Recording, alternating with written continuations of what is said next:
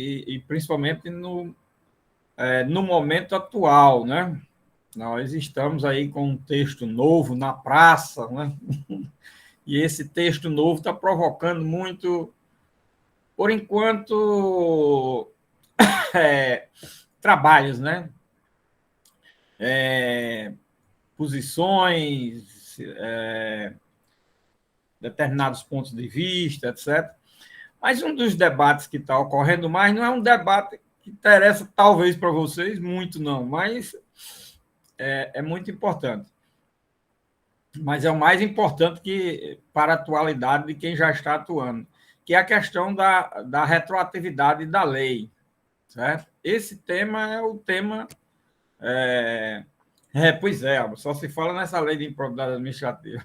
Pois é, olha, vocês vão ter oportunidade de ver o inteiro teor da norma, como ela era, como ela está e como deve ser analisada, tá vendo? E esse blá blá blá que você escuta não diz absolutamente nada, só se fala, é aquela história, por isso que eu disse, só se fala, e se fala mal, sem conhecimento e sem as informações precisas. Esse aqui é o detalhe, né? E vamos ver aqui. A lei não modificou uma situação ou outra, assim como aparenta pela imprensa, não. A lei foi reformada realmente na sua totalidade, quase na sua completude. Nós vamos ver aqui. E ela precisava ser reformada, porque ela era, apesar de ser depois da Constituição de 88, mas ela era muito desatualizada atualmente em razão daquele momento histórico. Ela foi criada em 92, a Constituição estava com 4 anos, nem 4 anos completos, e era um instituto novo. Como instituto novo, não se tinha domínio sobre a matéria, e se prestou ali aos primeiros 15 anos da lei, ótimo, mas dos últimos 10 anos para cá, realmente tem sido muito. Os primeiros 15, 20 anos, hoje ela já está 92, completa esse ano, né? 30 anos, né? Completa esse ano 30 anos. E aí, ela estava, nos últimos 10 anos, muito desatualizada e muito maltratada, né? Por quê? Porque ela já foi muito imprecisa e não se definia, não se sabia quando nasceu a ação civil, nem a natureza jurídica, se era uma ação civil, se era uma ação penal. Foi preciso o STJ definir a natureza jurídica do Instituto, e na época o pleno do STJ era composto de 25 ministros, saiu 12-12, 12 dizendo que ela tinha natureza civil e 12 dizendo que ela tinha natureza penal, para você ter uma ideia de como o assunto é meio polêmico, né? E por um voto, o chamado voto de Minerva, o voto do presidente, o presidente desempatou em favor da tese de natureza civil. Por quê, professor, isso? Porque esta ação ela tem natureza civil quanto a determinados procedimentos e quanto à natureza das suas sanções, né? É sabido na tradição histórica do direito brasileiro que a norma só tem natureza penal. Esse talvez seja um problema, principalmente nos dias atuais, quando ela prevê uma pena privativa de liberdade. Pronto. Aí ela tem natureza penal. Acontece que nos últimos 10, 20 anos, houve uma criação enorme de situações sancionatórias, não privativa de liberdade, mas de restrição de direitos, de perdas de direitos, principalmente essas duas situações, de restrições de direitos, suspensão de direitos e perda de direitos. Houve uma grande quantidade de situações que foram apresentadas sob essa perspectiva. Agora, isso na área o quê? Na área administrativa, na área civil, na área eleitoral, por exemplo. Para dar aqui 3 exemplos que são bem configuradores dessa situação. E as normas, como elas têm efeitos sancionatórios nesse campo que eu estou falando, então fica a dúvida, é natureza penal, é de natureza civil? Mais um detalhe, o direito penal, por sua vez, ele tem fugido muito da sua natureza ser penal por se tratar de norma restritiva de liberdade. E passou a ser normas restritivas de direitos, de perda de direitos. Então, vocês vejam uma coisa interessante, como eles estavam em extremos bem distintos, o processo civil, o direito civil, o processo penal, o direito penal. Então, eles dois vieram muito para o meio, né? E ficaram ali num campo intermediário, aí, logicamente, houve uma perda de referência, né? Houve a perda de referência. Mas vocês vejam o seguinte, o que é a suspensão dos direitos no processo penal, no direito penal? São suspensões de direito que existem na ação de improbidade administrativa e efeitos da sentença no campo penal ou cumulativo com a perda da liberdade ou em substituição à perda da liberdade. No direito penal nós temos isso. Ele deixou de ter natureza penal? Não. Mas ele tem sanções que compõem o conjunto de normas sancionatórias cíveis ou administrativas. Esse é um ponto muito importante para a gente refletir sobre essa lei, certo? Então, dando aqui logo essa primeira ideia dessa nova ação, e isso também foge ao que eu falei na última aula, que é a questão dos efeitos de uma sentença civil para os efeitos de uma sentença civil no campo de responsabilidades sancionatórias. Esse aqui é o detalhe. Então, vejam, isso tudo tumultua a mente, a cabeça de posições seculares, milenares, a respeito do assunto. Aí 20, 30, 40, 50 anos é suficiente para se chegar a um denominador comum? Não, isso leva séculos também para amadurecer, para se consolidar, para se chegar ao momento de não se estar discutindo isso. Não, aqui tem natureza civil, porque as sanções são cíveis, e pronto. Aqui, por enquanto, fica no campo dos estudiosos, né? Aí aqueles mais estudiosos sobre o assunto, eles chegam a uma conclusão mais rápida, mas os outros ficam ali querendo saber, procurando definir qual o caminho que eu vou seguir, e esses são muitos, e é o tempo todo, porque vai chegando, vocês vão chegando, vão vendo agora, por exemplo, depois de 30 anos da lei, professor, eu chego em datar, pois é, vocês chegam, agora que vai haver debate, porque vocês chegam mesmo na hora que a lei é modificada, com profundas modificações que nós vamos ver aqui, e nessas profundas modificações, logicamente, causará, e já está causando, uma grande divergência, grandes conflitos de ideias, e que vocês vão aprimorar isso, se Deus quiser. Então, agora, olha aí a responsabilidade. Quem é que vai aprimorar isso? Vocês. Eu? Não, eu, pelo amor de Deus. Pois é. Esse é que é o dilema, minha gente. Quem é que vai aprimorar isso? Vocês, tá vendo? Vou dar aqui só umas dicas para vocês depois aperfeiçoarem esse negócio. Quando for daqui a 20 anos, 30 anos, vocês disserem, tá vendo? Bem que o professor disse, nós fizemos realmente esse papel. Isso é que é bom. Eu espero isso. Vou dar só umas dicas aqui para vocês. Logicamente, depois fiquem à vontade para aperfeiçoar esse sistema. Tá bom? Bom, pessoal, um dado importante é que essa ação de improbidade, ela surgiu na Constituição de 88, no artigo 37, parágrafo 4º, né? E que remeteu para o legislador que fosse regulamentada a fim de que pudesse ter eficácia, né? A norma constitucional, para dar eficácia à norma constitucional. E surgiu o Instituto com todos os seus ingredientes, que a gente vem nesses 30 anos debatendo, para poder ter eficácia à norma constitucional na sua plenitude. E foi aparentemente, rapidamente regulamentado, porque em 92 houve a regulamentação. Numa circunstância histórica também, olha, as coisas são muito altamente peculiar. Por que saiu essa lei em 92? Porque Collor tinha prometido acabar com os marajás, aquela história que vocês já sabem. E aí, de uma hora para outra, Collor, ao invés de acabar com os marajás, estavam querendo acabar com ele. Então, com 2 anos de mandato, ele estava sendo empichado, vou chamar assim. Estava sendo empichado. Estava trabalhando na abertura do processo de impeachment.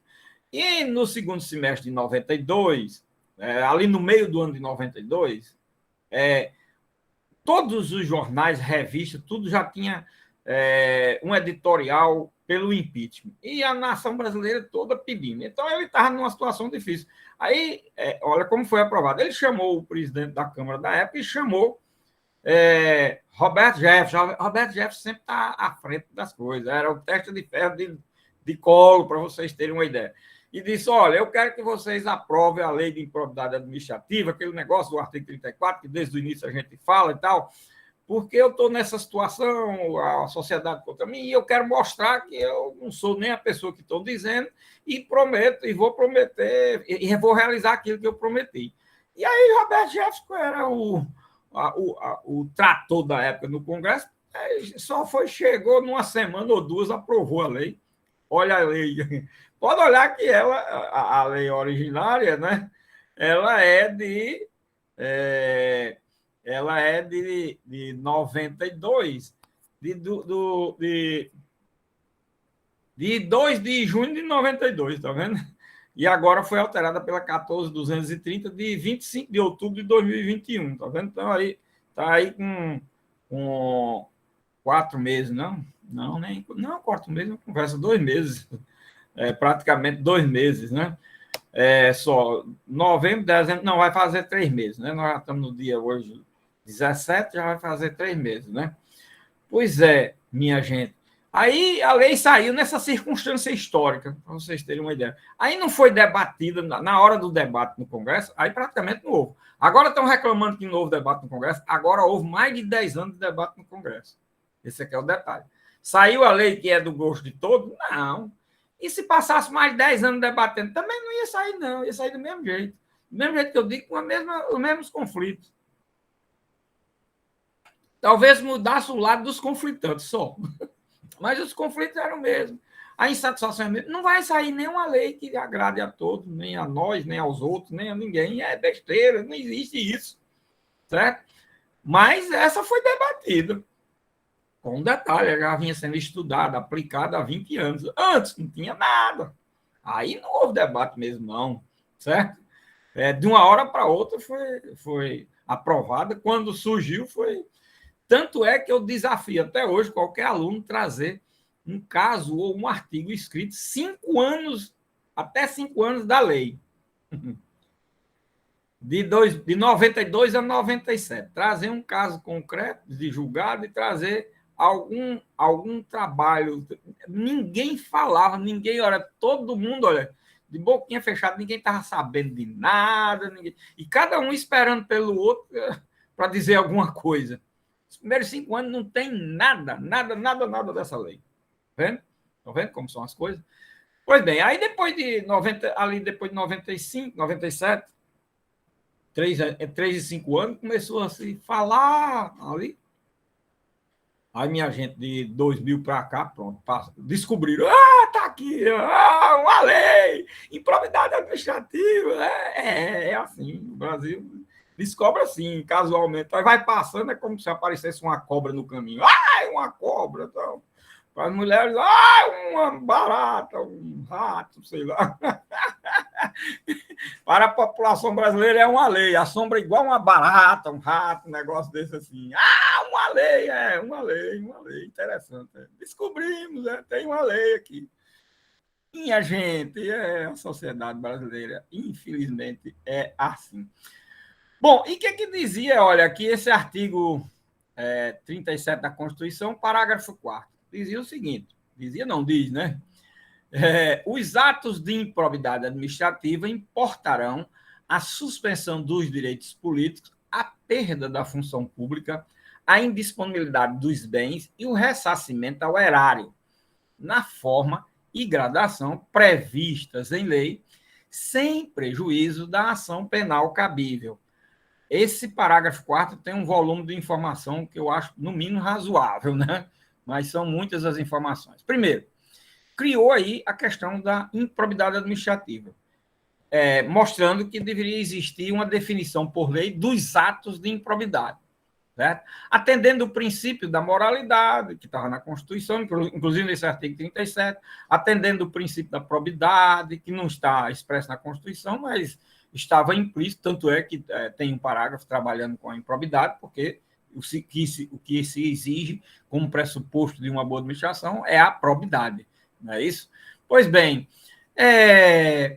aí o legislador disse, olha, vai existir, através de uma lei, o disciplinamento dos atos de improbidade, que vão ser, logicamente, objeto de uma ação, vamos chamar a ação de improbidade administrativa, né? A ação de improbidade administrativa, e que nesta ação deve resultar efeitos que implicarão, no mínimo, nessas 4 sanções. Implicarão, no mínimo, nessas 4 sanções, não é que toda ação tem que ter essas 4 sanções, é que da ação resulte uma ou algumas ou todas, no mínimo, essas 4 sanções que estão no próprio artigo 37, parágrafo 4 da Constituição. Que sanções são essas? Aí seria aqui, por força do parágrafo 4º, o quê? A suspensão dos direitos políticos. Olha, suspensão dos direitos políticos é um efeito de uma sentença que foge aos padrões comuns. A perda da função pública. Olha a perda da função pública. O que é que tem isso daí com a obrigação de pagar, com a obrigação de fazer, não fazer, entregar, com a obrigação, com os efeitos no campo dessas obrigações? O que é que tem isso? Foge um pouco. Perda de direito. Está no campo da declaração de direito, está no campo da desconstituição do negócio jurídico, não tem essa sanção. Tem a desconstituição do negócio jurídico, tem o efeito declaratório, tem o efeito mandamental, e aí tem os efeitos condenatórios das obrigações, de pagar, fazer e não fazer, e entregar coisa. Reparem, foge aí bastante a esses efeitos, né? Então, 2 seria exatamente suspensão dos direitos políticos e a perda da função pública. 3, a indisponibilidade dos bens. Essa indisponibilidade, depois eu vou falar, mas quando a gente for analisar a lei, essa expressão aqui não está correspondendo ao que é o Instituto, não. O Instituto, na verdade, é de perda dos bens. Mas aí, vou falar aqui só da situação histórica. Quando a Constituição foi aprovada, certo? Antes de ser promulgada, foi nomeada uma comissão de gramáticos brasileiros, os maiores professores, os maiores gramáticos, os autores de dicionário, tudo para fazerem uma correção na Constituição. E eles foram precisos no português, só que tem muitas palavras que está perfeitamente aplicável gramaticalmente, mas totalmente equivocado em termos de sentido jurídico. E esse indisponibilidade dos direitos aí é um deles. Por quê? Porque eles não queriam que saísse perda da função pública e, em seguida, perda da... como é aqui? Perda da função pública e, em seguida, perda dos bens, para não haver a perda seguidamente. Aí botou perda da função pública num e indisponibilidade dos bens no outro. Corrigiu gramaticalmente, perfeito, mas juridicamente equivocado. Olha aí. Entendeu? Aí ficou desse jeito, mas indisponibilidade dos bens, minha gente, é uma medida cautelar que tem na ação civil pública, ou na ação de improbidade administrativa. E perda dos bens é um efeito da decisão, que é perda dos bens mesmo. Nós vamos ver que tem também aqui na própria lei. E o 4º e último aqui da Constituição é o ressarcimento ao erário. Bom, esses 4 efeitos que deveriam resultar da sentença, logicamente, sem prejuízo que outros efeitos o legislador trouxe, né? Nós vamos ver quando a gente estudar o artigo 12, que a sentença na ação de improbidade administrativa, ela tem efeitos que vão além desses 4 efeitos aí, também efeitos que diz respeito à restrição de direitos, à perda de direitos e assim por diante, certo? Bom, aí, outro detalhe ainda que tem nesse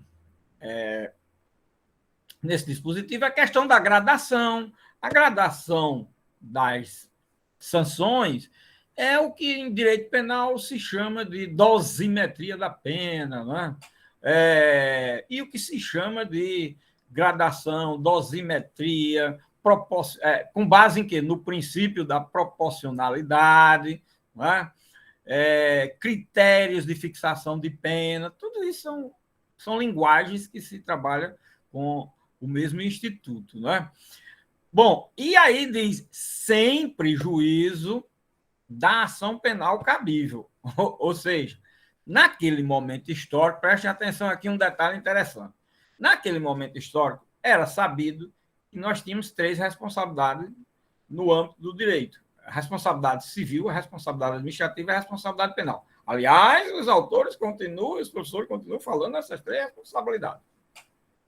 30 anos depois da lei, pouca ou quase ninguém ainda incluiu essa quarta responsabilidade no sistema jurídico brasileiro para efeito de classificação das responsabilidades. Todo mundo reconhece que tem a responsabilidade por improbidade, mas não inclui numa quarta hipótese.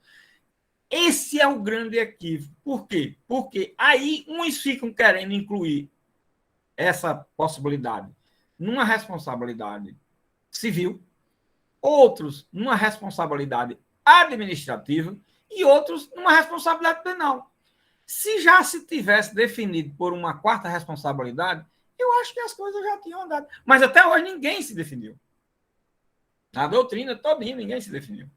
Embora ninguém deixe de reconhecer que o legislador disse isso, e agora nós temos a responsabilidade por improbidade administrativa, mas vocês pegam os livros que classificam, todos os livros que classificam as responsabilidades, nenhum inclui a responsabilidade por improbidade.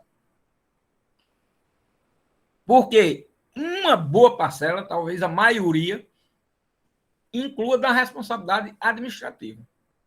Tá vendo? Que a responsabilidade administrativa, pelo menos na que eu estudei, não sei como foi que os professores falaram para vocês, é a responsabilidade civil lato sensu. Por quê? Porque a responsabilidade civil foi dividida em responsabilidade civil e responsabilidade administrativa depois que surgiu o direito público, o direito administrativo, que é uma coisa mais nova. Nós tínhamos sempre, historicamente, o direito civil privado foi quem nasceu, surgiu e pensava que a sociedade ia esgotar ali. Aí depois veio o direito público, o direito administrativo e a questão da responsabilidade administrativa.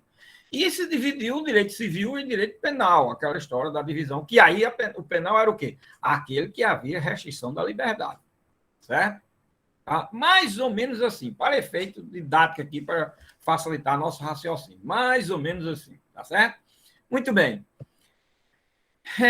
O que eu hoje entendo é que nós temos uma quarta responsabilidade no sistema jurídico muito bem dividida, classificada, e se caminharmos nesse caminho, as coisas facilitam muito o raciocínio e tira a divergência e muitos conflitos que são gerados em razão dessa posição de não se ter ainda definido uma quarta espécie de responsabilidade civil no âmbito da ordem jurídica brasileira. Eu estou falando numa visão macro. Na visão micro, quando analisam os autores, a jurisprudência, tudo não deixa de reconhecer. Mas numa visão macro, para classificar o ordenamento jurídico nas suas responsabilidades, vocês podem pegar os autores que eles ficam limitados só a essas três. Eu acredito que os professores também limitaram as três.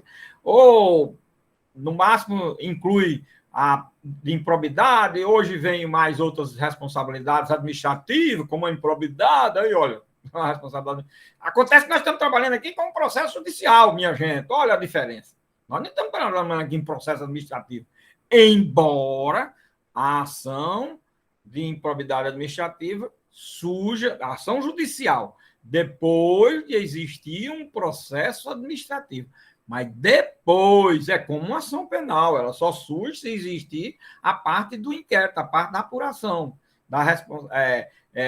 de um possível autor e da identificação dos fatos. A mesma coisa nesta ação. Olha, para ela surgir é preciso que seja uma situação parecida com a ação penal. Está vendo como isso deixa as pessoas mais ou menos assim, com a mente tumultuada de quem tem ideia clássica de que só, para existir um processo prévio precisava só nos casos de ação penal.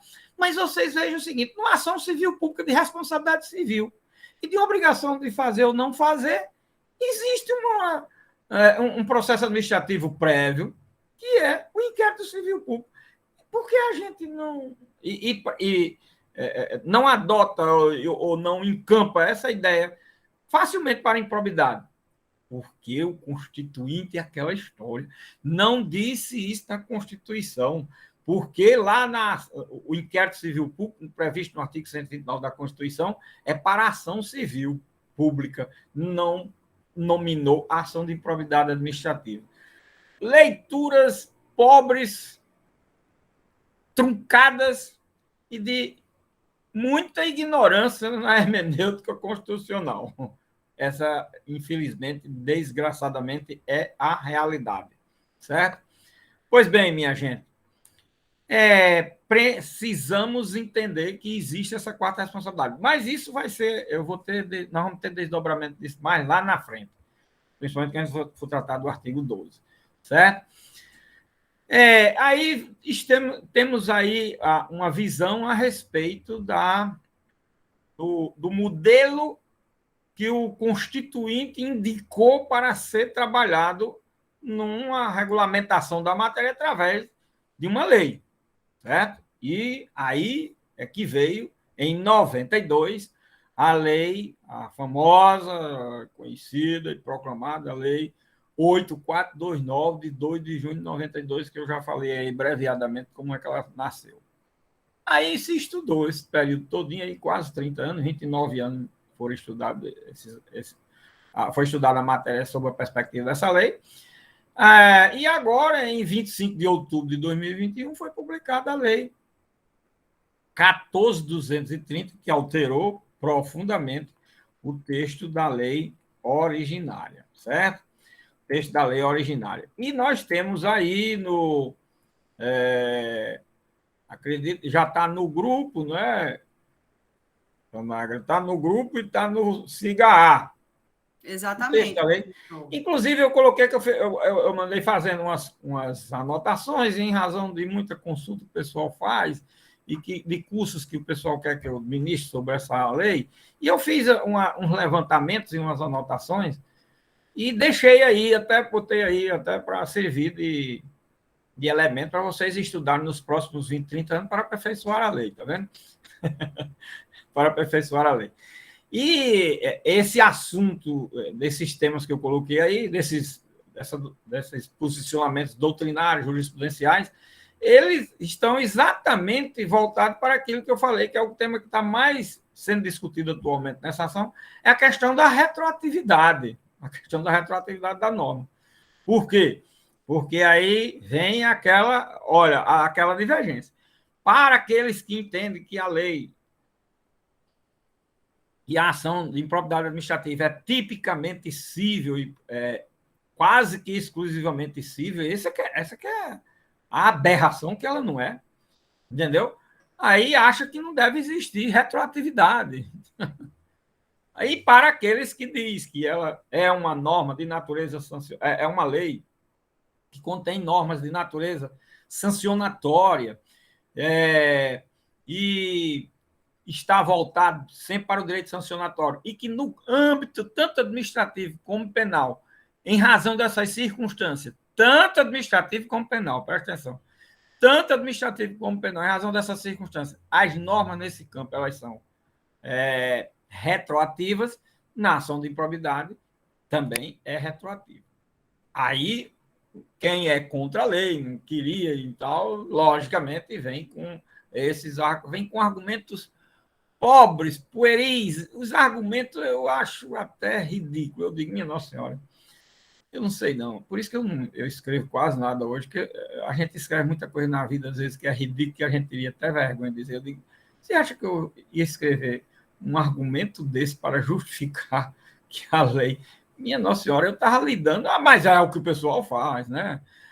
Eu estava lidando com pessoas ignorantes, que eu só ia ler meu trabalho, pessoas absolutamente ignorantes sobre o assunto. Aí, logicamente, aceitava minha tese, minha ideia. Eu trabalho com a ideia, por isso que eu tenho um cuidado aqui muito de dizer, olha, isso aqui não é posição minha, não é fulano que diz, isso é já todo mundo diz, eu estou dizendo porque diz, eu não quero que fique aqui posição minha, eu não tenho nada a ver com posição, eu quero que fique aqui a posição de você ter abertura para entender, compreender, depois que você aprofundar os estudos. Eu dou dicas, vamos chamar assim, para aprofundar os estudos. Também não é para dizer, para você chegar já a uma conclusão. Não, não. É para aprofundar os estudos. Eu digo sempre que não vamos nos apressarmos em ter conclusões antes de estudar exaustivamente o Instituto, porque isso é horrível.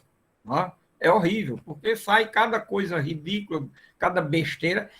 É porque eu acho que isso é um absurdo. Ora, o que eu estou dizendo? Eu achar que é um absurdo o legislador ter feito isso, ter botado isso na lei.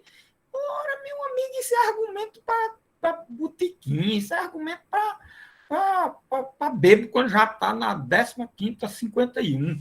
Isso não é argumento para quem nem é ignorante e não tomou nenhum ainda. Isso é o absurdo dos absurdos.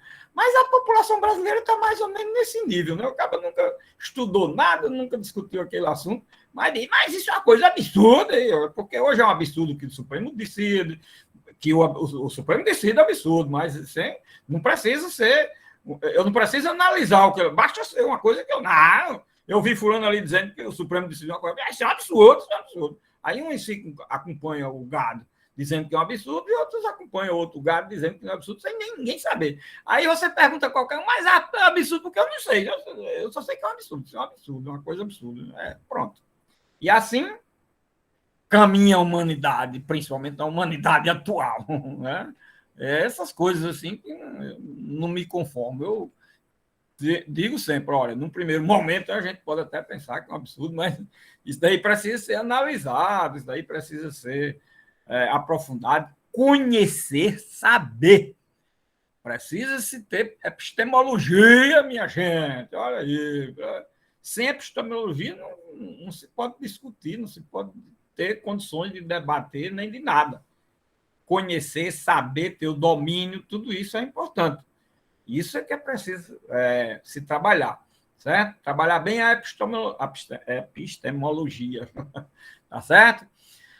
Bom, então, olha, hoje o texto está posto dessa forma, né? É o texto originário com as alterações ocorridas por essa lei. Veja que eu coloquei aqui, só na primeira, lei sancionatória, retroage para beneficiar o princípio da novatio legis nullis. Isso aqui foi no Superior Tribunal de Justiça, num julgado do RESP 1.153 de 2014. Né? Houve uma emenda nessa lei desse senador, Dário Berger, que propôs a inclusão de um artigo dizendo exatamente, expressamente isso. No entanto, o relator, rendendo homenagem ao senador Dário Berger, deixou de acolher a proposta, tendo em vista que já é consolidada a orientação de longa data do STJ, na linha de que, considerando esse princípio do direito sancionador, olha aí, minha gente, a novatio legis nullis deve retroagir para favorecer o apenado. Olha aí o RESP, exatamente aquele RESP que eu estava referindo. Aí vem citação de alguns doutrinadores, de artigos que já foram escritos, tem até posição do ministro Teori Zavascki em ações em julgados antes dele falecer, tem outros julgados, tem vários julgados do STJ que eu menciono aí, tem do Supremo Tribunal Federal, exatamente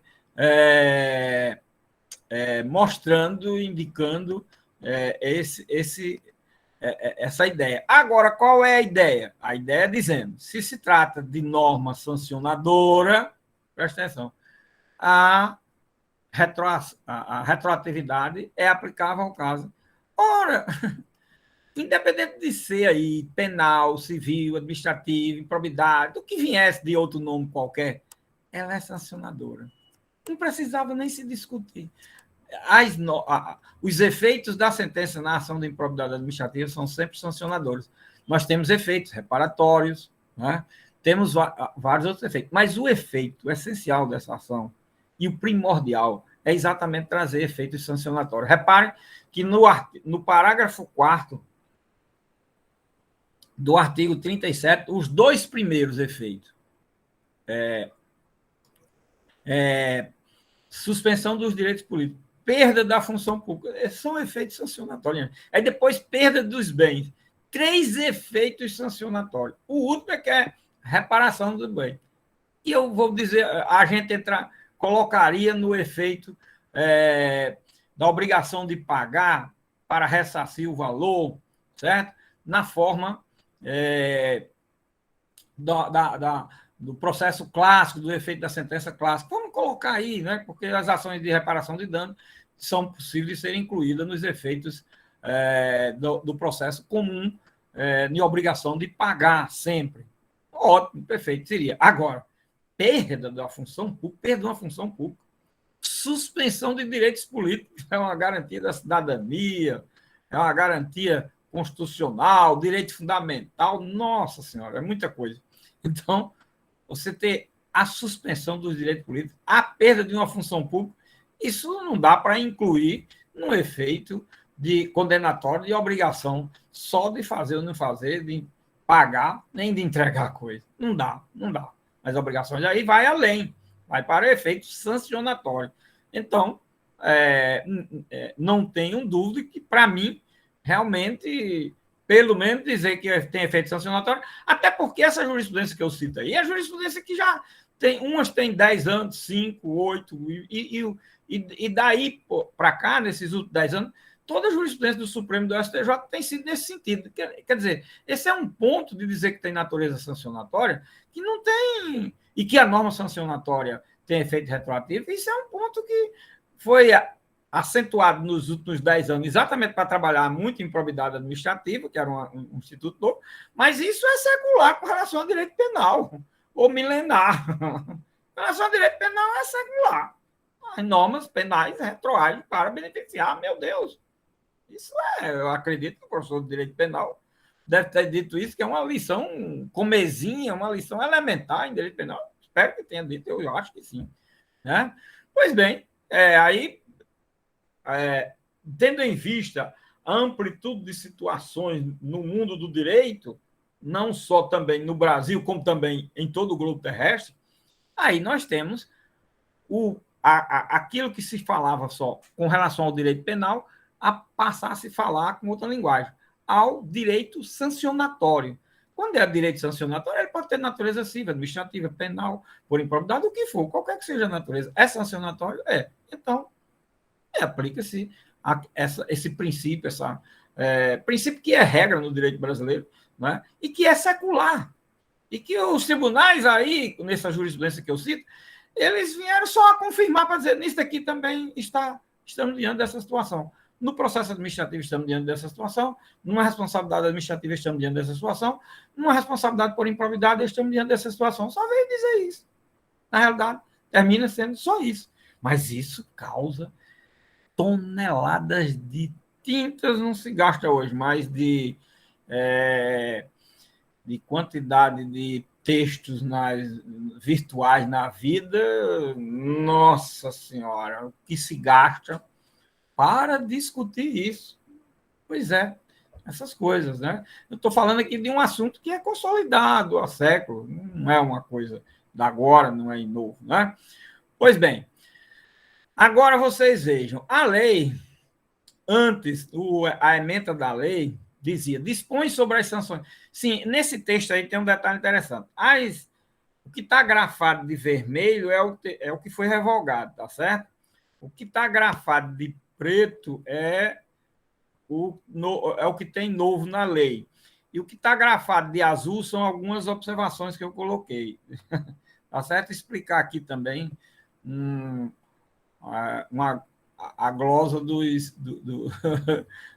das técnicas utilizadas aí no texto.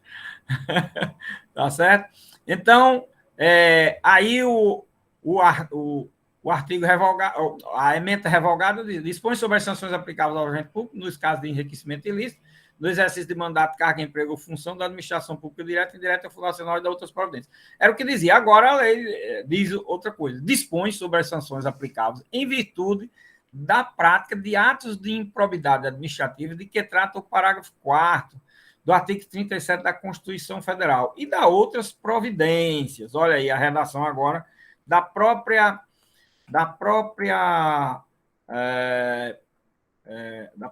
lei, é exatamente fazendo inserir a regulação no texto da lei do parágrafo 4º do artigo 37 da Constituição. Isso é importante. Aliás, se o legislador tivesse dito, trata essa lei, ou dispõe a lei sobre a regulamentação do parágrafo 4º do artigo 37 da Constituição, também já era suficiente. Mas ele fez questão de dizer as sanções aplicáveis em virtude da prática dos atos de improbidade. Na realidade, a prática dos atos de improbidade não estão postos lá na Constituição, estão apenas previstos que devem ser, logicamente, indicados, apontados em lei, e só veio a ser apontado na lei. Primeiro é 8429 e agora na 14230, que alguns foram alterados, né? E outros acrescidos, mas, em regra, na parte dos atos de improbidade, perdurou com relação a eles, a maioria deles. Quanto aos atos em si, não houve muita alteração, não. Bom, aqui, minha gente, nós vamos estudar aquilo que eu disse. Eu vou interessar mais para vocês, está falando do que está na lei nova, né? Porque para vocês interessam mais a coisa daqui para frente. Mas eu tenho aí o texto com a revogação, para fazer uma comparação de como era antes e o que tem agora, para quem quiser fazer, ou eventualmente, quando houver necessidade aqui, tá certo? E aí, o artigo 1º, ele só tinha a cabeça do artigo em um parágrafo único. Essa era a hipótese antes, né? Só que o artigo 1º agora, ele prevê a previsão de responsabilidade de atos de improbidade e objetivo a ser protegido pela ação de improbidade, a nova redação do artigo 1º. Aí esse artigo 1º tem o parágrafo 1º, 2º, 3º, 4º, 5º e 6º, 7º, 8º, pronto. Até o parágrafo 8º. Olha como só o artigo 1º já deu quase o texto de uma lei nova. Só o artigo 1º, que tinha só um parágrafo, agora trouxe 8 parágrafos. Olha aí a diferença, né? Então, veja que foi tratado de disciplinado, inovado, aumentado, muita coisa. E foi realmente. Vamos ver aqui. Diz o artigo 1º, o sistema de responsabilidade por atos de improbidade. Olha como é interessante, sempre dizendo, olha, o sistema de responsabilidade por atos de improbidade. Isso está indicando o quê? Uma outra espécie de responsabilidade. Repare que sempre o legislador vai tratar a coisa dessa forma. Tutelará a probidade na organização do Estado. Tutelará a probidade, quer dizer, preservará, assegurará, resguardará a probidade. A ação é de improbidade porque ataca a improbidade.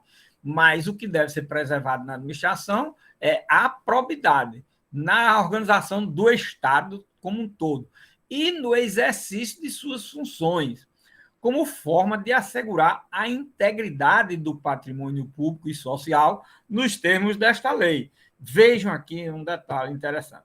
Como forma de integridade do patrimônio público e social nos termos desta lei.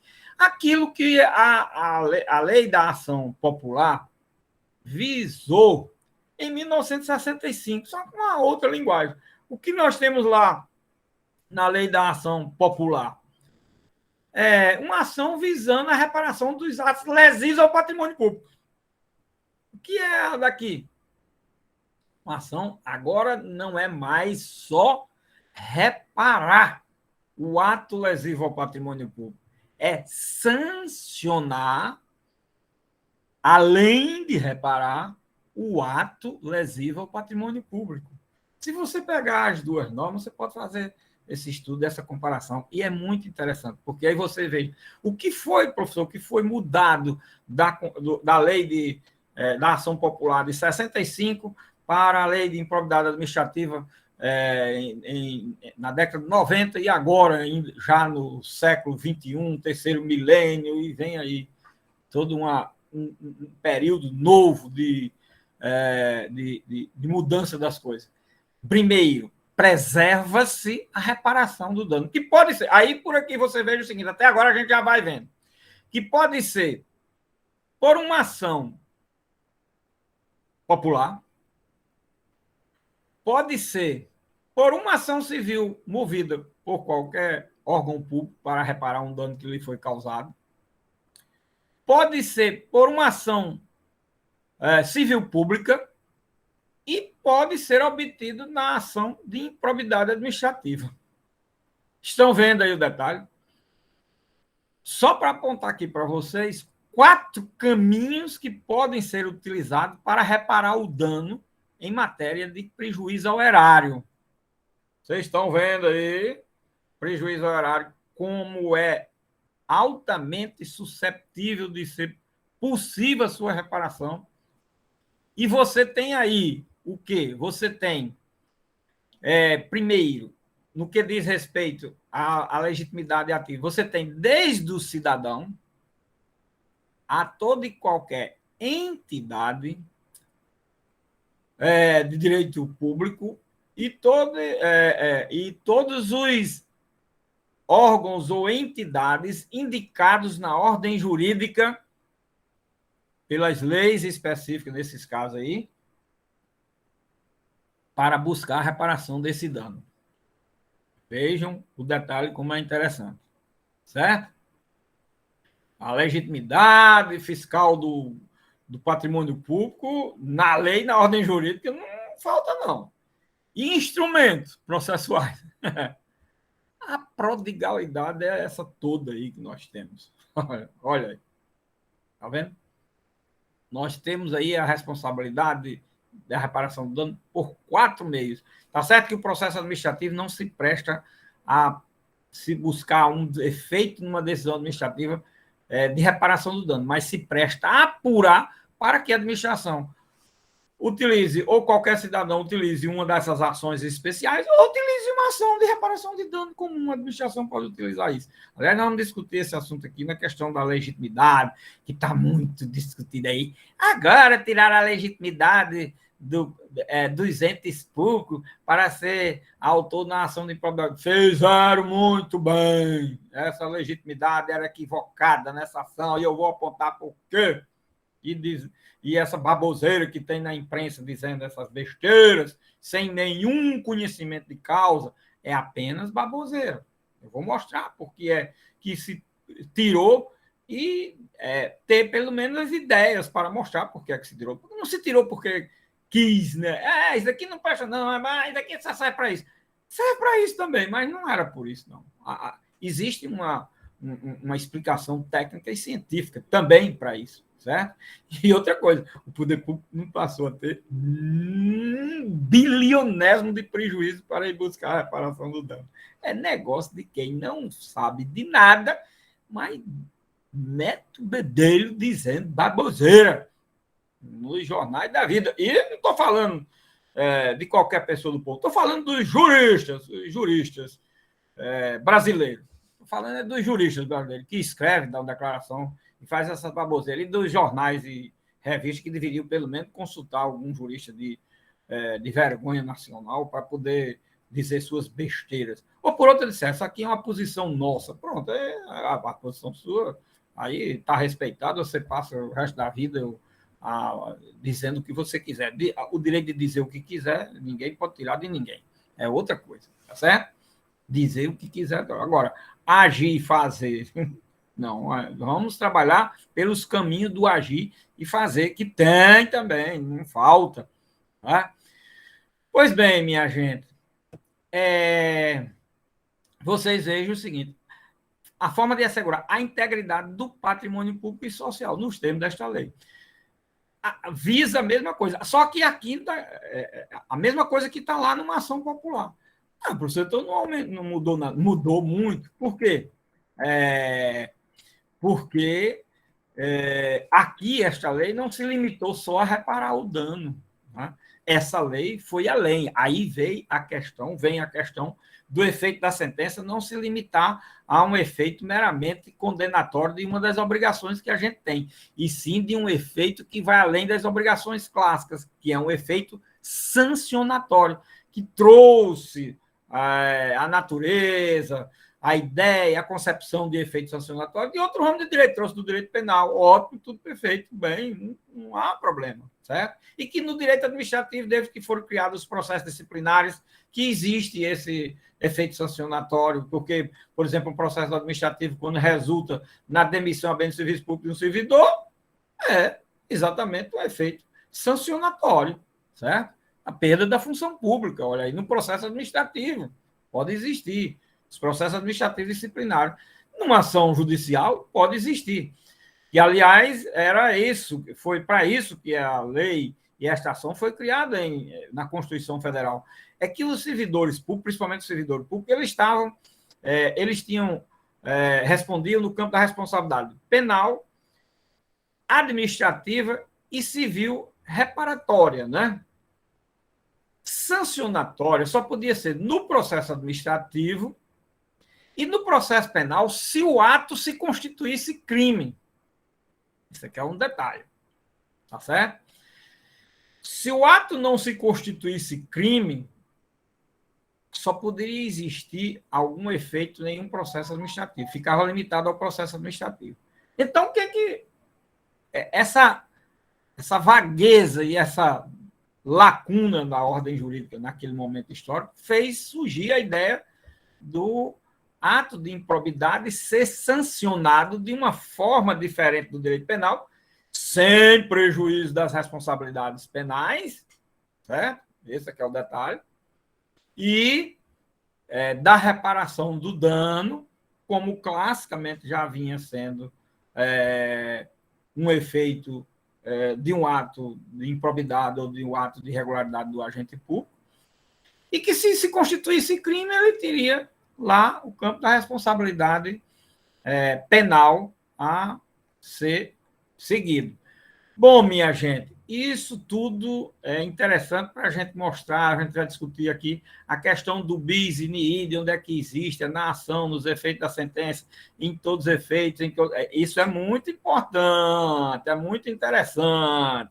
E a lei trouxe algumas referências indicativas de aperfeiçoamento desse campo. Logicamente, estão achando ruim, porque no sistema atual, no Brasil, se você puder ser condenado no efeito patrimonial de direito, e depois da liberdade, e depois levar em praça pública e botar numa fogueira e queimar vivo, é o que esse momento histórico está a exigir, pelo menos pela grosseria, pelas coisas que se vê aí nas tais de chamadas redes sociais. Infelizmente, a gente termina sabendo disso também. Eu gostaria nem sequer de saber, porque para mim é o homem da barbárie. Eu não queria nem saber que ainda existia o homem da barbárie, mas aí é por isso que eu digo, quando eu vejo isso, eu digo, nossa, a barbárie existe da mesma forma quando o homem surgiu no tempo da Pedra Lascada, no tempo das cavernas, sei lá. O chamado Homo sapiens, que o Homo sapiens, a sabedoria do homem, para onde foi? Aperfeiçoar as cavernas. Sabedoria boa. Minha gente, é complicado. Bom, aí vem aqui a série de parágrafos agora. E aí, olha, esse parágrafo primeiro, totalmente inovador. Esses parágrafos são totalmente inovadores, né? Eu até disse aqui, esse parágrafo primeiro obriga a tipificação do ato de improbidade, como definido nos artigos 9 a 11, 9 a 11 ou 9 a 11, ressalvadas leis específicas, novo sistema novo. Aí diz aqui, consideram-se atos de improbidade administrativa as condutas dolosas tipificadas. Quer dizer, nós vamos ver que esses artigos eles tipificam todas as condutas dos atos de improbidade administrativa. O que é que se tinha antes? Por que esse parágrafo? Porque aplicava-se de forma genérica. A cabeça do artigo, 9º, 10º, 11º, sem, dizendo que ali já era suficiente para você caracterizar uma improbidade. Pois essa correção veio por isso. Não, é preciso que seja um ato que se encaixe dentro de uns dos atos típicos de improbidade definidos nos vários incisos do artigo 9º, nos vários incisos do artigo 10º, nos vários incisos do artigo 11º, como é no crime. Só existe crime se existir lei previamente prevendo o delito. Meu Deus do céu, essa lição é tão antiga que eu ainda sei. Parece até que estou escutando o professor falar lá na faculdade. É um princípio tão antigo que, olha, vem assim, eu digo tão naturalmente, sem precisar de ter decorado nada, né? Porque é assim, não há crime sem lei anterior que eu defina. Não há pena sem prévia combinação legal. Olha, meu Deus do céu, são coisas assim que a gente não precisa estar preocupado em decorar, não. Vem automaticamente. Porque são coisas assim tão óbvias, né? Primeiro. Segundo, não há crime se não há tipificação específica para aquela situação fática. O direito penal, o direito sancionatório e o direito administrativo, tributário, ele é subsuntivo, não tem como fugir a isso em 99% dos casos ou por aí. Ele é subsuntivo, minha gente. Tem que existir o fato e encaixar na norma. Essa história dessas criações de doutrinas modernas em matéria de direito público, isso dá o desastre que dá no âmbito penal, das normas sancionatórias em geral e assim por diante. Agora, essas teorias explicativas de muitas situações no âmbito privado, elas uma hora são aplicáveis e outra hora elas são desvirtuadas, não se trabalha. Quando se aplica bem, até que podia ser aplicado, mas na maioria dos casos, pelo menos dos que eu conheço, elas não são corretamente aplicáveis, nem nunca chegam sequer a ser analisadas, nem aplicadas da forma como é ensinada no mundo da teoria geral do direito. Essa que é a realidade também. Né?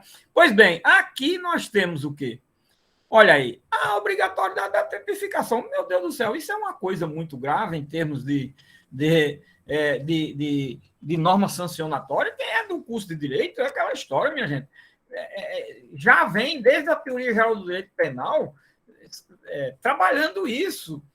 Isso está no 2º ano da faculdade. Depois você passa 4 anos na faculdade, todo direito público sancionatório que você vai estudando, vai escutando isso, vai vendo, e é assim. Isso não é uma coisa moderna, nem de foi fulano, ciclano, beltrano que criou isso hoje, não. Isso é secular, isso exigiu estudos, análise, experiência de séculos, de milênios, de tudo, da humanidade, da história da humanidade. Isso não é uma coisa que chega de um dia para a noite. Não, a humanidade não é mais humanidade. Não é assim. Não é possível. Aí joga-se assim no lixo as coisas que passou-se séculos e milênios para construir, como se a humanidade tivesse retroagido a séculos e milênios. Eu penso que ela tem que andar para frente e não para trás. Para trás já foi constatado que aquilo não presta, minha gente. Não presta. E quando se recua na história, sempre vai haver uma revisão histórica, de novo. E isso meu Deus do céu, basta você ler 2 páginas de qualquer livro de história. Eu acho que não precisa ser também um historiador, não. Quando você lê 2, 3 páginas de qualquer livro de história, você já vai vendo isso. Já começa a constatar isso. E aí vem a revisão histórica, vem. Por quê? Porque você saiu do curso da história, você está evoluindo ou está involuindo? Você está progredindo ou está regredindo? Não é possível. Eu penso que a humanidade tem que andar para frente, tem que encontrar outros meios. Voltar à estaca zero. Meu amigo, para que servir esses milênios passados? E bilhões de anos, de séculos, não sei de que lá, de existência do homem.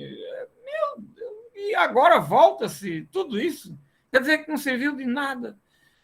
A evolução está na origem do homem, lá no local, da forma como ele surgiu, danou-se.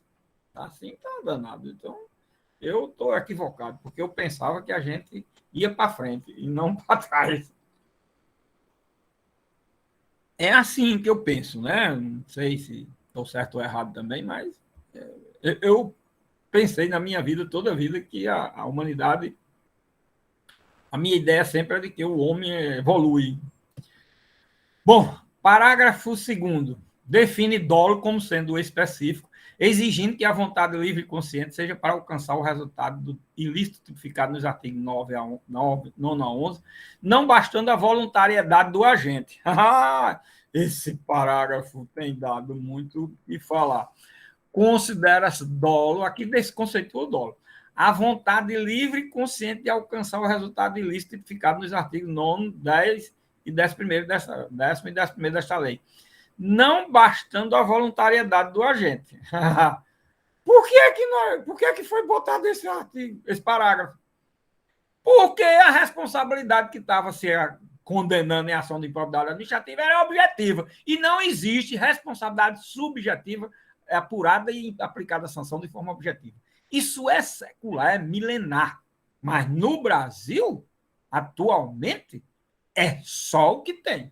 Agora que deixa a sociedade pegar fogo e morrer, estraçalhado um com o outro, dizendo um que tem e outro que não tem. Mas uma pessoa que passa pela faculdade de Direito, pelo menos na porta, e ouviu falar que ali era o curso de Direito, não era para aceitar uma coisa dessa. Isso é que me dói, essa parte é que me dói. Agora, eu vejo que os profissionais de direito fazendo, aplicando e outros defendendo. Aí o pior é que ele tem um diploma de bacharel em direito. Ah, minha Nossa Senhora. E vocês estão tudo em doido para ir para lá, tudo para ser juiz, para ser advogado, promotor, procurador, para ir fazer isso também, né? Estou dizendo. Porque tem um bocado aí de meus ex-alunos que, Nossa Senhora, eu chego assim e digo, minha Nossa Senhora, eu queria muito lidar com aquele carrasco que levou Jordano Bruno, levou aqueles outros. Muito melhor que lidar com aqueles carrascos que levou Jordano Bruno e Galileu e não sei quem lá para a forca, para a fogueira, para não sei quem lá. Eu queria muito, milhões de vezes, lidar com eles. Talvez eu convencesse mais eles, porque uma pessoa formada em direito aplica o direito desse jeito. Imagine se isso não fosse formado em direito. Eu não acredito que aqueles carrascos fossem formados em direito. Então, mas eu acho que era muito mais fácil convencer eles.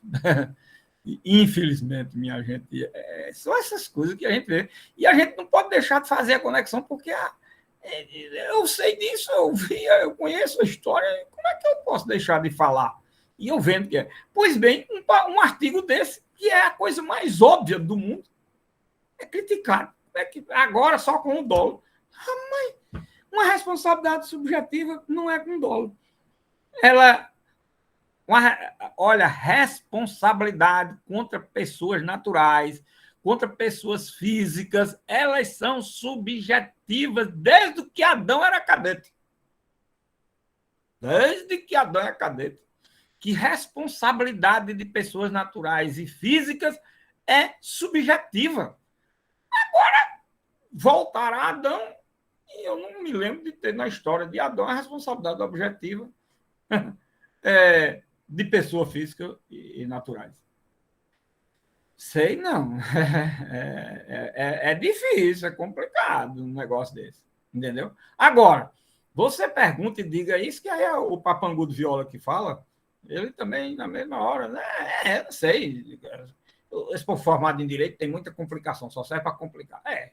Formado em direito realmente é para complicar, porque não dá para raciocinar desse jeito, né?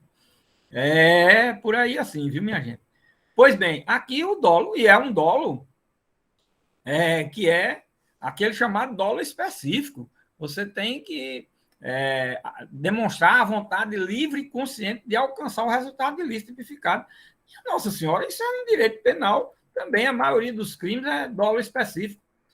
Outros têm o dolo genérico nos crimes de menor potencial ofensivo, em determinadas situações, omissivo, nos atos omissivos, e assim, dependendo, às vezes, da conduta, mas, em regra, também nós temos a existência do dolo em todo tipo penal. E vem o parágrafo terceiro. Esse parágrafo terceiro exige a comprovação do ato doloso com o fim ilícito, não comportando o simples desempenho de competências públicas e o mero exercício de funções. Ou seja, não há responsabilidade objetiva por improbidade. Olha, vem o parágrafo dizer uma coisa que é secular, milenar, óbvia. Não há responsabilidade objetiva. E por que é que veio o parágrafo? Porque, minha gente, os pobres dos prefeitos é quem estão pagando o pato dessa lei, nos termos que ela era. Todo prefeito é condenado em ação de improbidade sem ter participado do ato. Todos, que eu digo, pelo menos a maioria, e no que eu pego, é uma licitação que foi realizada, é um contrato que foi feito, foi por uma secretaria. Isso num município pequeno, você poderia até dizer, mas o prefeito não sabe. O prefeito sabe, lógico. Mas ele não participou do ato, ele não foi a nenhuma reunião, não foi ele que escolheu o licitante, não foi ele que fez aquilo, nada. Ele é condenado em todos os casos, isso é uma responsabilidade objetiva. Só pela função de prefeito. Por isso que o dispositivo veio tirar exatamente aquilo que estava sendo feito. Aí estão achando ruim isso, porque estava se aplicando a responsabilidade objetiva da forma mais estapafúrdia possível.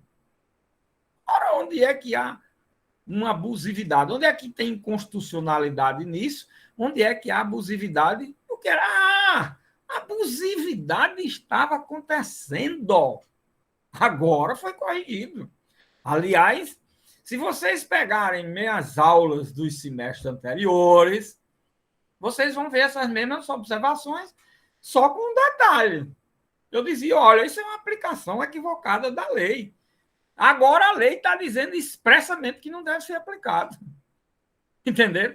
Mas isso eu já falei, não estou falando pela primeira vez que a lei é nova, não. Aliás, o que tem nessa lei de novo, vocês podem pegar minhas aulas de 6 meses, de 1 ano, de 2, de 3, de 5, de 10, quando eu era juiz, quando eu deixei de ser, quando eu era promotor, quando eu era o que fosse. De tudo que eu fui na vida. As minhas aulas são do mesmo jeito. Pregando e apregoando a mesma coisa. Porque eu dou aula pelo que o direito me ensinou, me passou.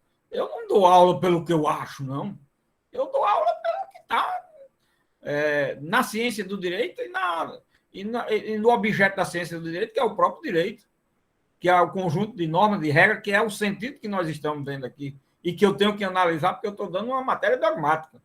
Eu estou dando dogmática jurídica.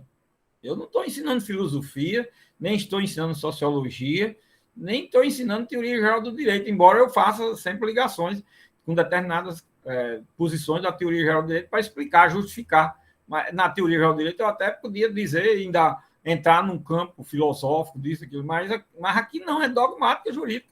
Eu tenho que interpretar a norma que está posta.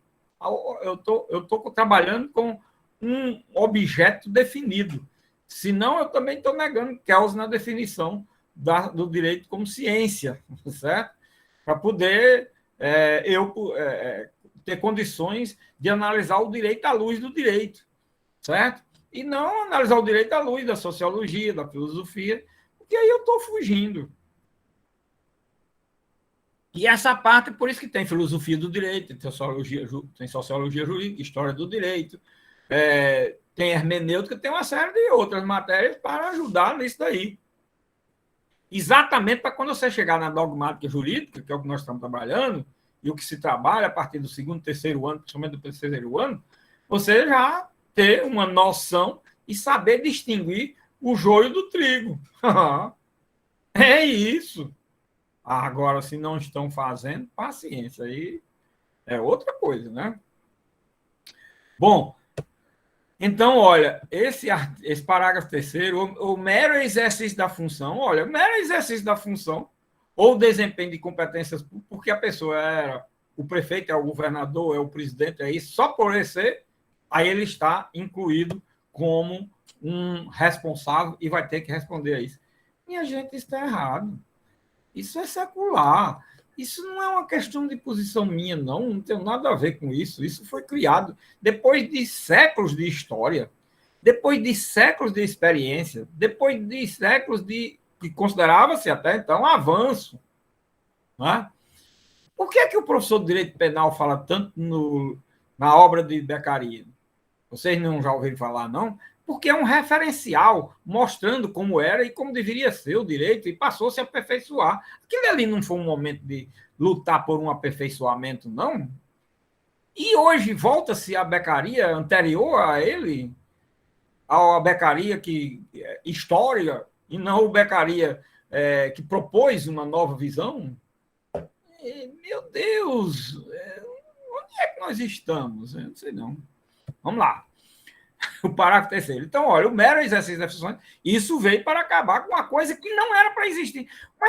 O mais interessante que eu acho desses artigos, realmente, o que eu acho, eu digo, minha Nossa Senhora, isso precisar de ser dito no direito, aí é que é brincadeira. Aí porque minhas aulas anteriores sempre falavam nisso, não precisava, eu nunca invoquei a necessidade de uma norma. Certo? Eu só disse o seguinte, olha, o profissional do direito, ele já analisa dessa forma, ele não pode analisar, pelo amor de Deus, por essa forma que estão analisando. Não existe responsabilidade objetiva. Então, para mim, não precisava de norma, não. Agora tem a norma e está todo mundo revoltado com a norma. E o que é que fazem? Abandona-se a norma. Nem é inconstitucional, nem nada, abandona-se.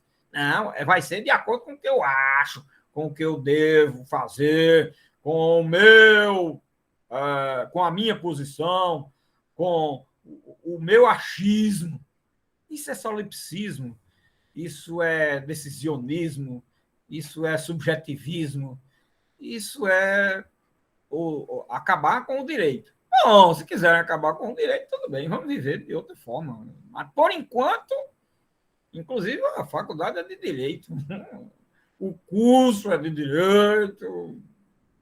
Eu ainda estou ensinando direito, me desculpe que eu sou ainda estou apegado ao direito. Se as coisas não forem mais direito, tudo bem. Aí vamos mudar. Então, vamos mudar também os currículos, a faculdade. Aí eu vou ter que me preparar para outra coisa. Talvez eu não sei mais, não dá mais para eu ensinar, não sei, não vou ser professor, porque aí eu não sei.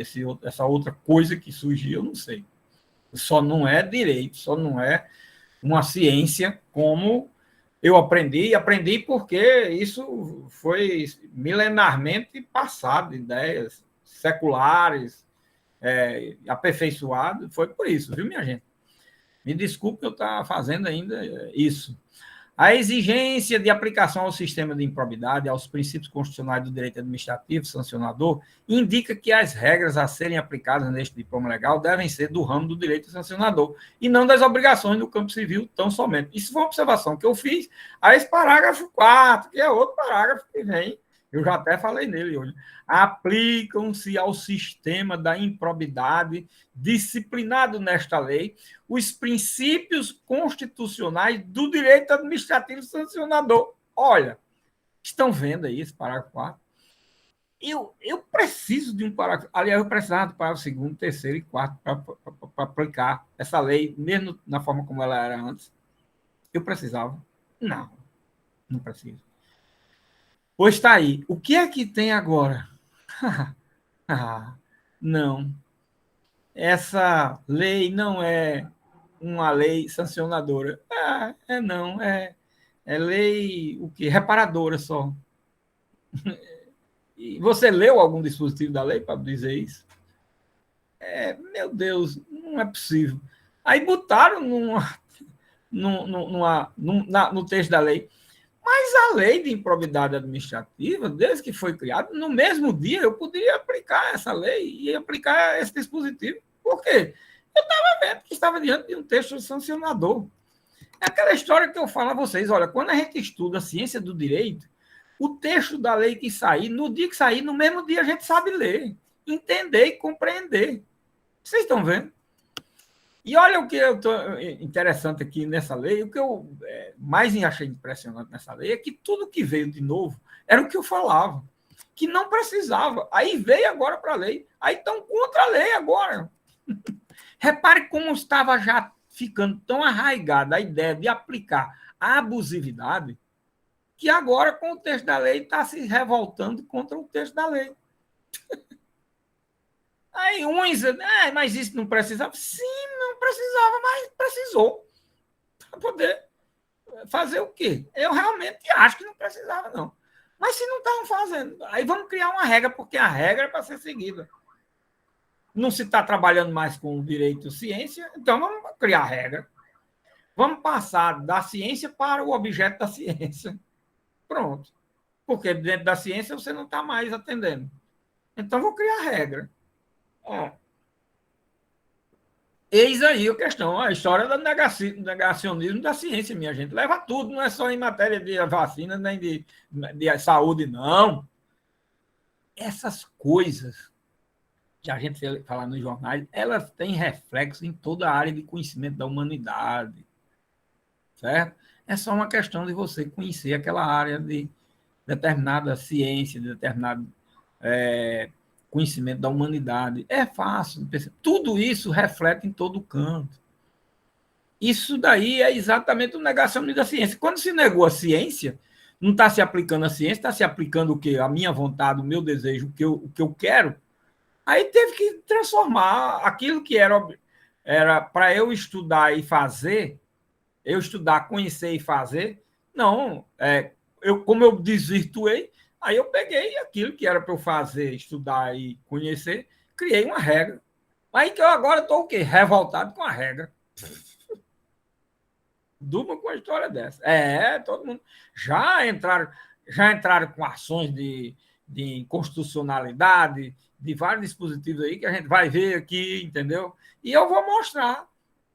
Pode até ter algum, não sei, que vá ter alguma inconstitucionalidade, talvez conforme a Constituição, não sei. Eu não vi inconstitucionalidade nenhum dos que alegaram. E os argumentos são de uma pobreza que eu teria vergonha, Deus me livre, que eu soubesse 10 vezes aquilo que eles dizem para eu ser professor da matéria. Eu teria vergonha. Mas o pior é que tem um bocado que são professores da matéria. E fizeram isso, e estão ensinando por aí. E o discurso é muito bem aceito, porque é aquele discurso, tá vendo como é um negócio desse? O discurso não tem nada a ver com direito. Uma coisa dessa, essa sociedade não muda, o Brasil não vai para frente. Aquele blá, blá, blá, que tanto faz você estar falando, como está calado, e está falando para a gente, como está falando para a parede, e como se estivesse falando das águas do mar, são azuis, tem dia que são verdes, tá dizendo qualquer coisa. Aquela história, qualquer coisa por qualquer coisa. O blá, blá, blá. E o blá, blá, blá. A realidade é essa. E eu só vendo aí, apreciando aqui de camarote. E eu estou sendo horrível, porque eu estou sendo um professor de uma matéria. Meu discurso, coitado, não tem muita aceitação, não, porque é ciência, né? Ciência, hoje, para você falar, é até perigoso. Vocês até me perdoem aí, pelo amor de Deus. Por Deus que a aula é virtual, graças a Deus. Pois, minha gente, aqui realmente é o óbvio. Aplique ao sistema da improbidade disciplinada nesta lei os princípios constitucionais do direito administrativo. Aí vocês vejam o seguinte, eu no início coloquei aí doutrina, jurisprudência, posições a respeito do efeito sancionador da norma. Tenho na norma agora, mas estou contra. Eu disse que não é. Não tem efeito sancionador, não tem natureza penal, não tem natureza disso, é natureza civil. O legislador já disse...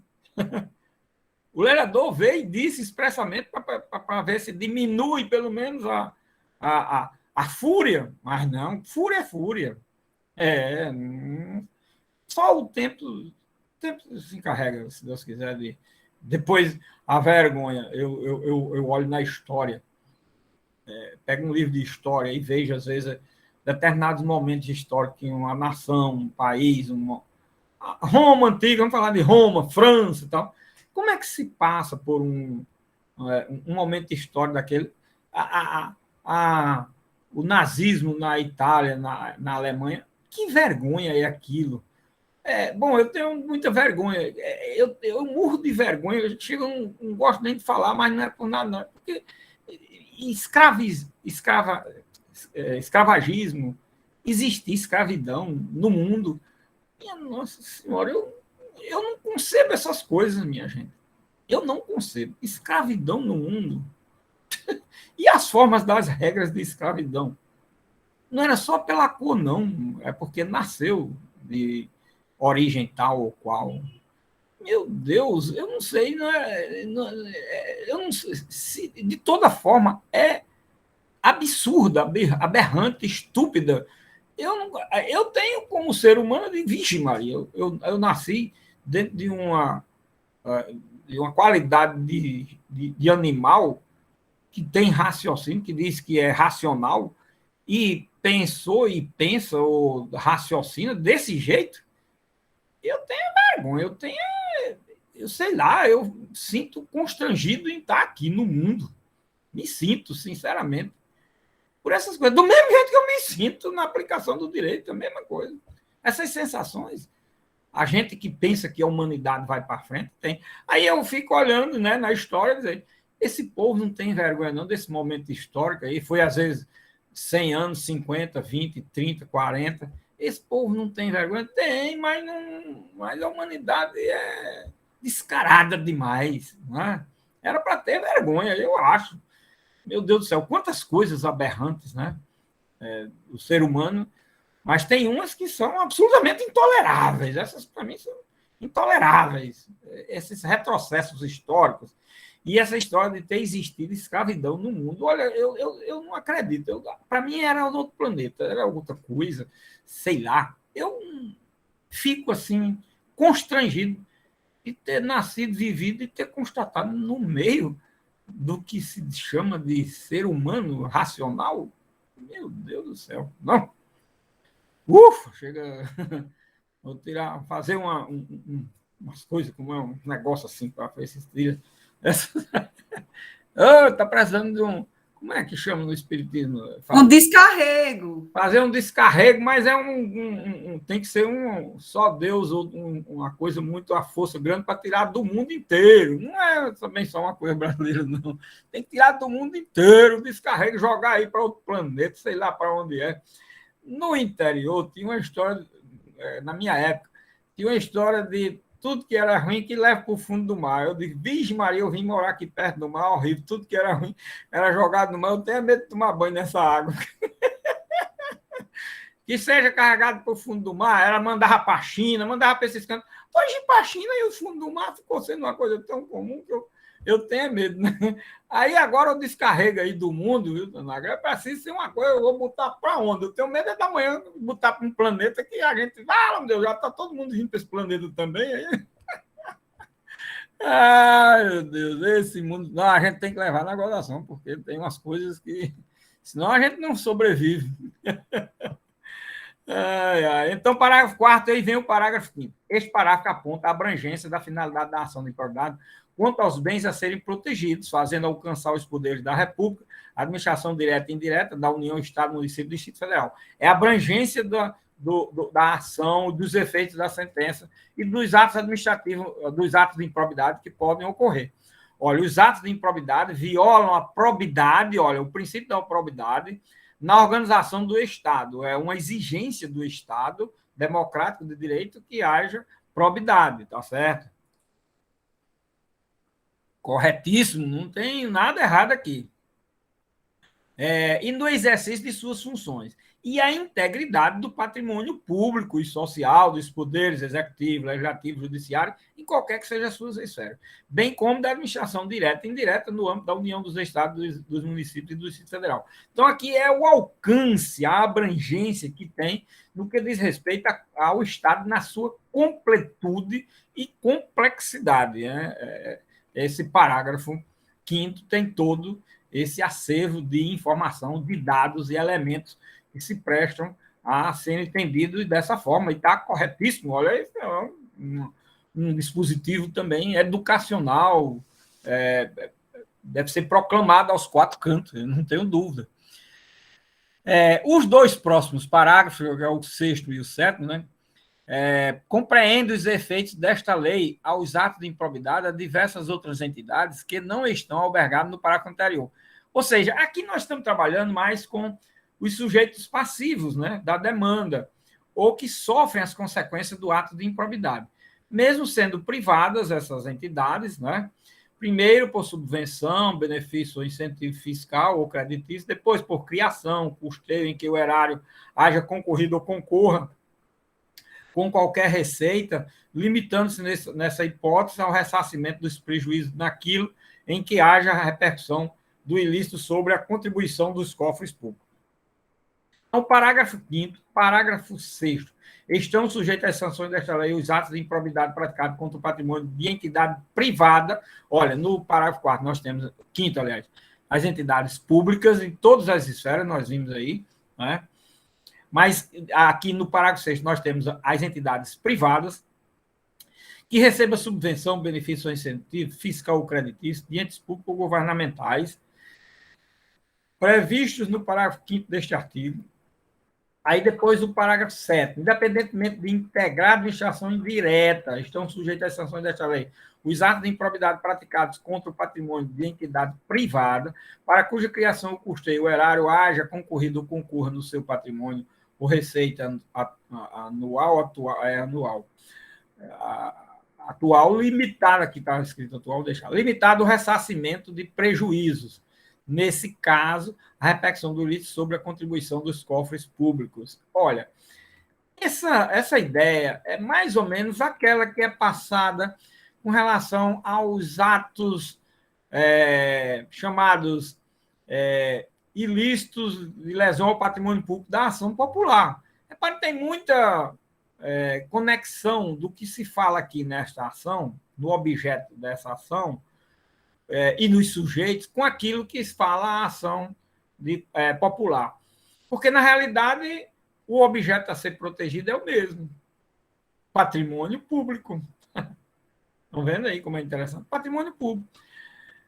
A ação civil pública, você pode dizer, é porque o objeto da ação civil pública foi definido de outra forma, mas também se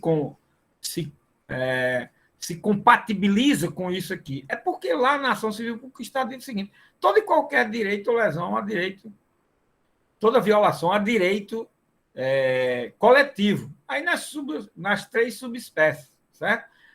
Aqui na ação popular e na ação de improbidade administrativa, esse objeto está mais definido e voltado para o interesse público do patrimônio público, certo?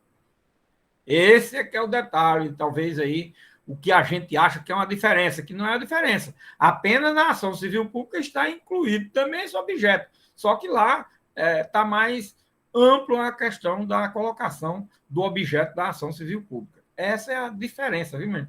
Aí a linguagem não é a mesma, mas é como se fosse assim: a ação civil pública tem um objeto que compreende todos os objetos, tanto da ação popular como da ação de improbidade administrativa. Mesma coisa, tá certo? Apenas lá está mais largo, está mais. E para isso houve a mudança da linguagem. É todo e qualquer direito coletivo, de qualquer espécie. Pronto. Certo? Aí, lógico, aqui nós temos com qual direito? Muito importante, relevante, altamente, vamos dizer assim, volumoso na quantidade e complexo que é o interesse da administração pública, do poder público, etc., que é um daqueles interesses que você veja que está na ação civil pública. Mas lá está contido esse interesse, esses direitos também, tá certo? Agora, como a ação popular ela foi definida para lesão a patrimônio público, e aqui também, então vocês vejam que as duas leis, logicamente, utilizando uma linguagem atualizada, a lei da ação popular de 65. Né? Agora, de 2021, a linguagem é diferente, mas dando o mesmo significado, tendo o mesmo alcance. E aqui, inclusive, talvez até de forma mais abreviada, com um alcance bem maior do que aquele que tem, às vezes, muito detalhado lá na lei da ação popular. São essas coisas que precisam ser trabalhadas, explicadas para vocês entenderem a questão da linguagem, da compreensão dos institutos. Né? Bom, no parágrafo 8º, que é o último desse artigo 1º, né? Aí nós temos: não há improbidade quando se trata de ação ou omissão que leva a uma divergência de interpretação da lei, baseada em jurisprudência, mesmo não sendo prevalecente. Esse aqui é que é o detalhe. Interessante. Muita reclamação por esse dispositivo, mas para mim ele é perfeito. É uma questão até só de hermenêutica também. Mais uma vez, a desnecessidade do dispositivo. E ele diz: não configura improbidade a ação ou omissão decorrente de divergência interpretativa da lei. O administrador, um órgão de controle externo, vamos dizer assim, ou interno do ente público, interpretou a lei de determinada forma. Aplicou uma determinada jurisprudência. Acontece que há uma interpretação diferente daquela que ele fez e há jurisprudência também diferente daquela. Ora, se houver uma dessas situações, minha gente, onde é que existe dolo aí? Onde é que existe o dolo? Eu procurei. Bom, o dolo seria hermenêutico. O dolo hermenêutico. Aí vamos trabalhar com o dolo hermenêutico. Era preciso que eu comprovasse algo objetivo de má-fé, mas eu tenho, na ordem jurídica, posições nesse sentido. E o legislador foi disso. Olha, inclusive, não precisa nem ser de maioria. Baseada em jurisprudência, ainda que não pacificada, mesmo que não venha a ser posteriormente prevalecente nas decisões dos órgãos de controle ou dos tribunais do Poder Judiciário, está vendo? Mesmo que elas não venham a ser prevalecentes. Mas eu apliquei uma interpretação, um posicionamento. No direito não existe a divergência, embora eu, por exemplo, ache que não existe divergência, não deveria existir divergência de interpretação, certo? Mas, nossa senhora, para eu dizer isso, eu estou dizendo aqui só que é uma posição minha. Aí minha posição minha não vale nada. Então, mas é preciso ser explicado isso, logicamente, à luz das lições do ORC, das lições de teoria da integridade, né, do ORC, e do próprio Código de Processo Civil novo também trouxe isso, o artigo 926 e 927 do Código de Processo Civil. No dia que ele for aplicado, meu Deus do céu, vai ser a maior descoberta do mundo. Mas se descobre, ele está com 5 anos, daqui a mais 10, 15, 20 anos, aí a gente descobre, tem o artigo 926 do Código de Processo Civil, também foi lá na frente, artigo 926, ainda não terminaram de ler nem o primeiro, quando chegar no 926, talvez já tenha se descoberto. Aí, não sei quantos anos, décadas vai levar, mas vai ser um dos melhores descobertos que vai ter no Código também, é do artigo 926, no dia que for descoberto, certo? Muito bem. Então, aqui, como existe na prática, né, a gente sabe que existe essa questão de divergência de jurisprudência, aqui é uma forma de retirar exatamente a questão do dolo. Ora, eu apliquei uma norma que tem divergência de interpretação, tudo bem, mas eu achei que para o interesse público, para isso, aquilo, outro, para realizar a obra, essa interpretação está mais consentânea, condigna com a situação do caso concreto. Onde é que está o dolo? Aí, não, mas você fez... Depois a jurisprudência caminhou no outro sentido.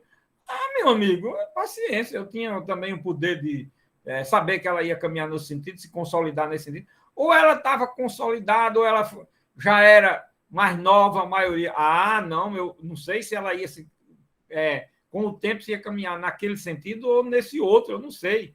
Então, isso retira a questão do propósito, do fim de praticar o ato exclusivamente com o fim de realizar uma ilicitude, de realizar um ato ímprobo. Bom, logicamente, eu vou ter que olhar outros efeitos. Que obra é essa? Que interesse público foi esse que você defendeu? Porque o interesse público é o interesse público que faz com que haja o ato discricionário da administração pública, né? Tem esse aspecto. A administração pública age de forma discricionária. Ela só não pode agir de forma abusiva. Ela só não pode agir de forma ilícita. Mas discricionária ela pode. Eu tenho 2 caminhos a seguir, eu posso escolher um. É como a história do administrador que tem que escolher essas listas da vida. As listas são ditas que você faz 3 listas, ele tem o direito de escolher um. Quando não escolhe o que um determinado grupo quer, é uma revolução, tem que fazer uma greve, tem que... Mas me diga uma coisa, por que adiantou o legislador dizer que você escolhe qualquer um dos três. Tudo bem, vamos escolher quem foi o mais votado, mas o legislador não disse isso, não. Bom, se for para escolher o que é mais votado, o legislador não deveria ter mandado fazer uma lista tipo. Dizer quem é mais votado é o nomeado. Pronto. Não, eu também não. Mas se ele disse, olha, escolhe os 3 mais votados. E vocês, aliás, a categoria, ou sei lá, o grupo, escolhe os 3 mais votados. Encaminha que você tem o direito de escolher qualquer um dos 3. Eu estou descumprindo a lei, pelo amor de Deus. Eu estou cumprindo rigorosamente a lei. Mas o melhor é cumprir o que foi mais votado. Olha, não sei. Aí eu, sinceramente, para qualquer um administrador que estiver lá, eu não acho que ele está fazendo nada errado, não. Porque se fosse para escolher só o mais votado, não precisava de mandar 3 nomes. Mandava só o nome que foi mais votado. E agora você tem a obrigação de nomear. Pronto. É assim. Mas ele devia ter feito isso. Mas se tivesse feito isso, um bocado de gente que tirasse em segundo e terceiro lugar, gostaria que o nome dele fosse para lá. E quem votou nesses também. E quem votou no que está no terceiro lugar, gostaria que fosse escolhido aquele, que ele votou em terceiro, ficou em terceiro lugar, mas ele gostaria que fosse aquele. Essa história de ter uma divergência não é aquilo que eu digo, nunca vai se encontrar essa unanimidade, não. Tanto é que teve 5 candidatos, 10, 5 foram eleitos, mas só 3 obtiveram, ou receberam o voto, mas só 3 obtiveram mais. Mas ainda teve mais 2 que recebeu também um bocado. Olha, você tem que olhar essas coisas. Não vai dar para ter essa unanimidade, não. Toda a vida, né? Aliás, quase nunca, principalmente nesses casos que eu estou mencionando como exemplo. É muito difícil, né? Pois bem, minha gente, aí é que está essa questão desse parágrafo 8º do artigo 1º, de caso que não vai se configurar de improbidade. Por quê? Porque aqui nós vamos ter exatamente a questão relativa à falta da identificação do dolo. Repare que nós vimos aqui no parágrafo 4º, 1º, 2º, 3º, aqui, qual foi? O parágrafo 2º. Considera-se dolo a vontade livre e consciente de alcançar. E no parágrafo 3º, o mero exercício de competência pública sem comprovação de ato doloso, olha, tem que comprovar o ato doloso. Ora, se você aplicou uma jurisprudência divergente no âmbito administrativo ou judicial, não está havendo a comprovação de um ato doloso, está havendo uma comprovação de dúvida, de possibilidades, de critérios que foram utilizados. Um critério foi utilizado. Quem decidiu essa matéria antes e que eu estou invocando agora, também deve responder por ato de improbidade. É como se dissesse. Esse daí também tem que responder, porque ele errou ao interpretar desse jeito. Imagine. Isso chama-se crime de hermenêutica. É crime de hermenêutica pura, no sentido. Certo? E mais, não há dolo. Principalmente quando não há dolo. Aí é o que eu digo. A não ser que se comprove que tenha havido dolo para esse efeito. Certo? Aí não, retira-se tudo que foi dito. Mas essa parte é muito difícil, porque você teria que trabalhar com a questão relativa a crime de hermenêutica. E aí, nossa, quem é que quer ser sancionado por crime de hermenêutica? A reação aí parece que é pesada, né? Bom, minha gente, aí nós temos aí, olha, nesse artigo 1º, nós temos algumas ideias que são já bem polêmicas, polêmicas na concepção dos outros. Na minha, são artigos óbvios que não deveriam nem existir, não teria havido realmente a mudança dessa lei se não tivesse vindo se aplicando a lei de forma tão absurda e equivocada, porque precisou de ter esses dispositivos. É como eu digo com relação ao artigo 489, parágrafo 1º do Código de Processo Civil. Toda a vida se apregoou que uma sentença é nula quando ela não contém fundamento. Está lá na Constituição Federal. Nossa, todo mundo diz isso, principalmente os aplicadores, juízes, ministros. Nossa, a sentença é nula quando não tem fundamento. E dizer esse discursozinho é muito fácil. Agora, na prática, tá aplicando-se o fundamento da decisão. Aí o legislador fez isso, olha, toda decisão precisa ser fundamentada de forma que todos os pontos, todas as questões sejam definidas, decididas, analisadas. Aí o que se tem hoje? Contrário do dispositivo, que isso é uma coisa absurda. Quer dizer, eu fiquei obrigado agora a fundamentar a decisão. Mas para se invocar o princípio de que ela era nula se não fosse fundamentada, é muito bom. Agora, vem o seguinte, a jurisprudência ainda, com o próprio dispositivo, diz, não, a sentença, apesar de não estar bem fundamentada, não precisa fundamentar em todos os pontos. Meu amigo, o que adiantou o dispositivo? Não está adiantando absolutamente nada, mesmo tendo vindo o dispositivo. Aí eu espero que daqui a 50 anos, 20, 30, não sei quanto, se aplique. Eu espero que vocês, tá vendo? Vocês apliquem um novo dispositivo, tá certo? Lá e cá. É em todo canto, é em todo canto. Isso não é porque esse direito e essa ação é mais sensível do que outra, não. No processo civil, o artigo 489, parágrafo 1º, é a coisa que mais tem sido negada pela jurisprudência do Superior Tribunal de Justiça do Brasil atualmente, e já está com 5 anos do código, ainda não leram. Se leram, não entenderam, e se entenderam, não estão querendo aplicar o artigo 489, parágrafo 1º, especialmente o inciso 4. Essa que é a realidade brasileira de todo canto. Aí precisa das normas dizer o óbvio. Fazer o quê? Não é? Esse artigo primeiro tem mais a parte muito do sujeito passivo nessa demanda, certo, minha gente? O sujeito passivo aí, principalmente aqueles que sofrem o prejuízo. Nós vamos ver que o sujeito passivo aí vamos definir muito a questão do servidor do agente público, tá certo? Mas com relação às entidades, elas estão elencadas aí, principalmente no parágrafo 4º, 5º e 6º. 5º, 6º e 7º, certo? Então, já temos aí uma ideia, é uma ação muito rica, muito detalhe, muito volume de informação, tá certo? Muito falada, muito proclamada aos 4 cantos, mas ignorada, coitada, que é um absurdo. Tá bom? Por hoje a gente fica aqui, hoje é segunda, né? Então, até sexta.